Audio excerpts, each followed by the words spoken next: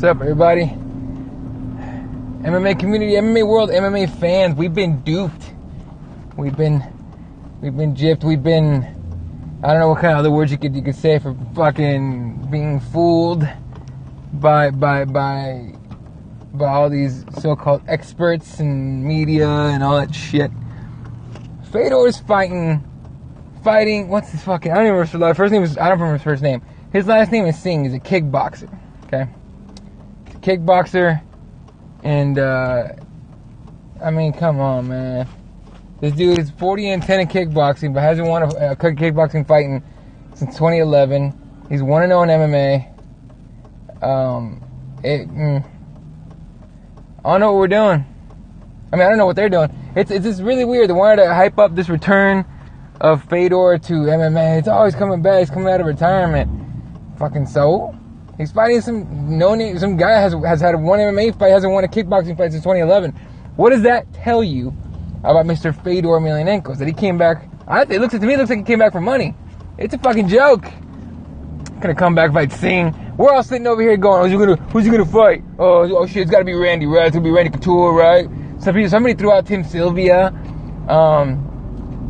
Is he gonna fight Bobby Lashley? Is he gonna fight Brock Lesnar? Is he gonna fight? Who the fuck is he gonna fight? Who gives a shit at this point? He's fighting some dude that hasn't won a kickboxing fight match since 2011, and he's 1-0 in MMA. He's had one MMA fight.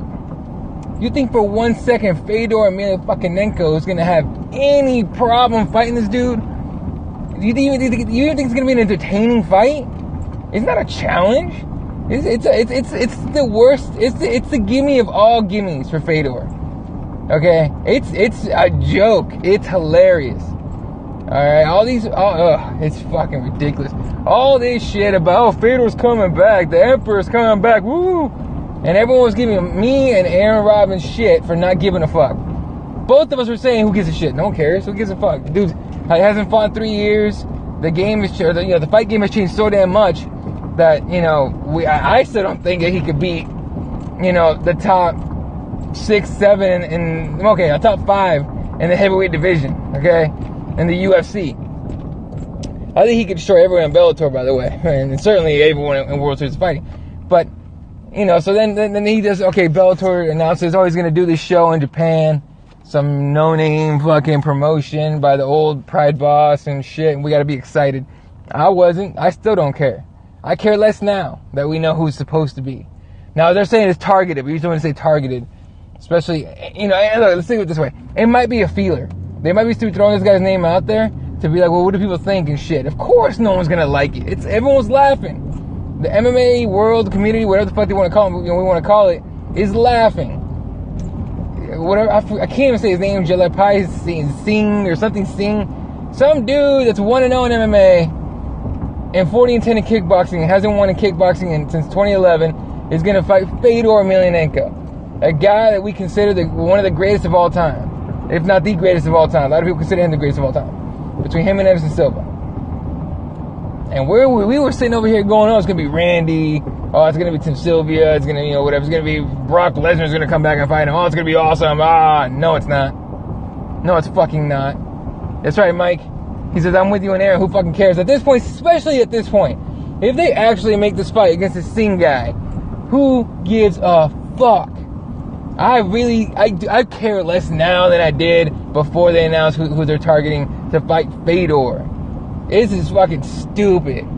I would have rather seen him fight Bobby Lashley. I would have rather seen him fight Czech Congo. I would have rather seen him fight fucking Tim Sylvia, bro. I give a shit. And, who gives a shit what Tim Sylvia weighs in? He can weigh in at 600 pounds. Fedor still smashes him.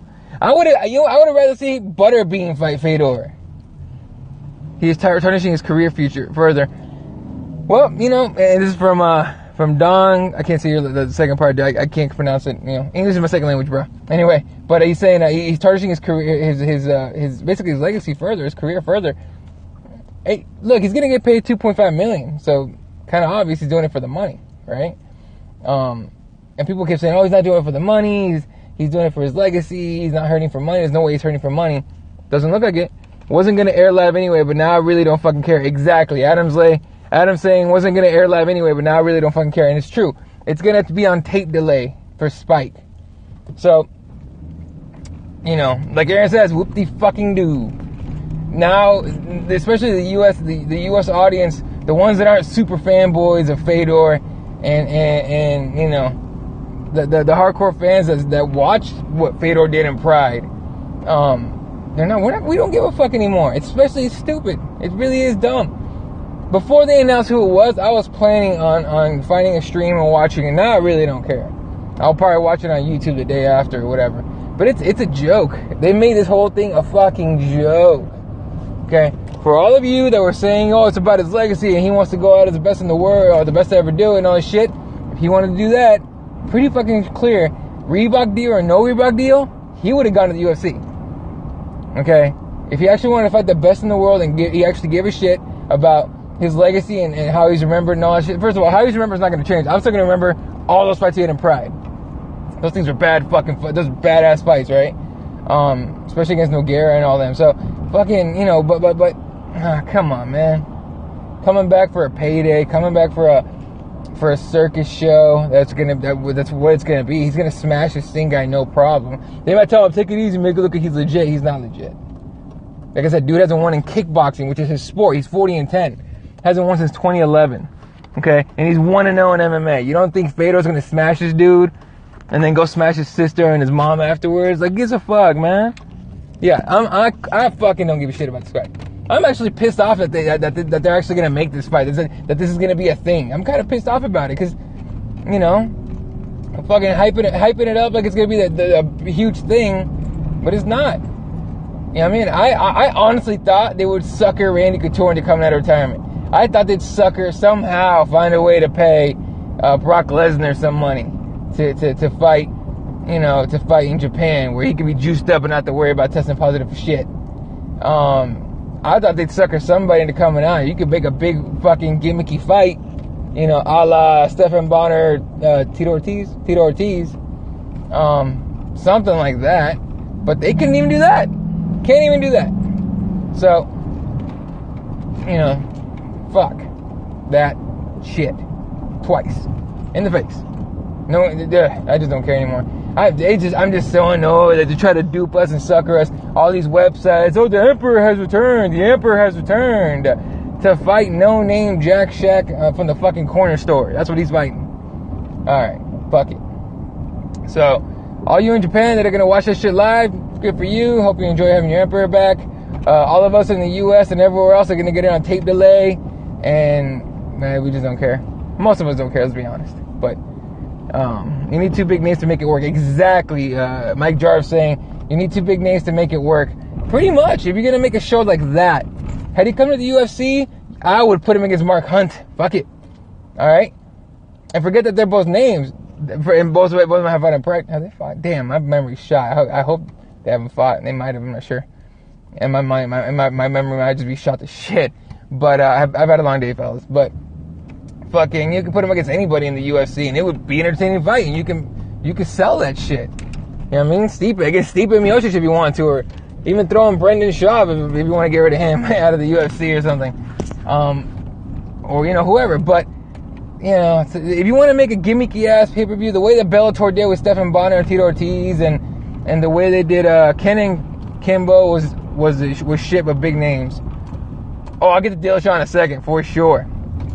But to end the Fedor thing, who gives a fuck? Let it go. Fuck it. Who cares? TJ Dillashaw leaving Team Alpha Male. Goddamn. Who didn't know that was coming? Faber didn't think that shit was coming. For sure he got blindsided. I mean, I think he got blindsided. But man, what does that tell you about his loyalty? Now, first of all, reports are that he's going to keep continuing working with Alpha Male and all that shit and going to train. But he's starting. Yeah, Mike, exactly. I knew it too. I knew fucking TJ was going to leave.